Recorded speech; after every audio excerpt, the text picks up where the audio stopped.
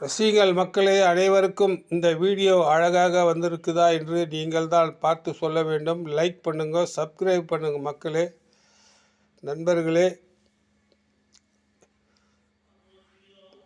எப்படி லொக்கேஷன் எப்படியோ போட்டு எடுத்து போடுற அதான் விஷயம்.